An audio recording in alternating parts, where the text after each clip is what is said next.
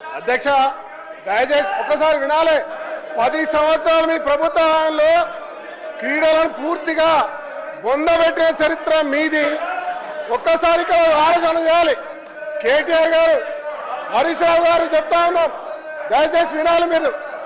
అధ్యక్ష, ఈరోజు రేవంత్ రెడ్డి గారు రాష్ట్ర ముఖ్యమంత్రిగా మరొక్కసారి తెలంగాణ క్రీడాకారులను అంతర్జాతీయ స్థాయికి తీసుకురావడానికి ఇవాళ చరిత్రాత్మకమైన నిర్ణయం తీసుకోవడం ఈ రాష్ట్ర తెలంగాణ ప్రజల పక్షాన్ని నిజంగా ధన్యవాదాలు తెలియజేస్తా ఉన్నాం. అధ్యక్ష, ఇవాళ అధ్యక్ష గతంలో 36 అకాడమీలు ఉండేటివి. అధ్యక్ష, ఈరోజు గత 10 సంవత్సరాల నుంచి ఒక్క అకాడమీ లేకపోగా అసలు క్రీడలు అనే దానికి పూర్తి గుర్తింపు లేకుండా కూడా ఉన్నటువంటి క్రీడా ప్రాంగణాలు కూడా మరుగున పడేటట్టు చేసిన చరిత్ర వీలే. అధ్యక్ష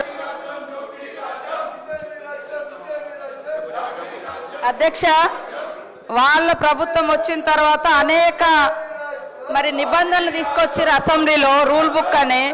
వాళ్ళే వాటిని తుంగలో తొక్కుతున్నారు.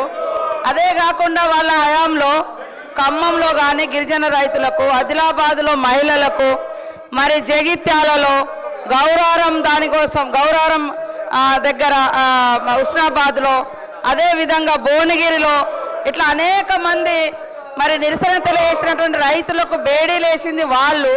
మొన్న లగచర్లలో జరిగిన దాని విషయంలో దృష్టికి రాగానే సీఎం గారు వెంటనే సంబంధిత అధికారులను కూడా సస్పెండ్ చేయడం జరిగింది.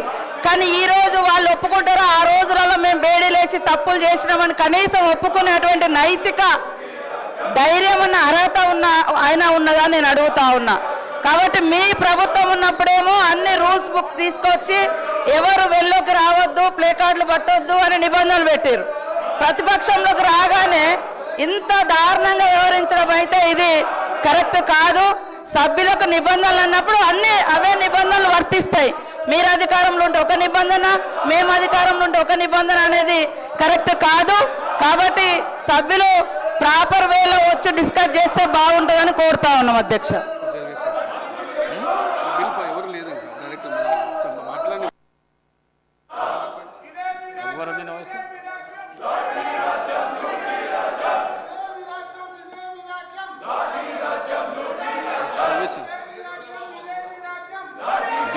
The question is that the Young India Physical Education and Sports University Telangana Bill 2024 be taken into the consideration. Those who are for the motion, please say aye.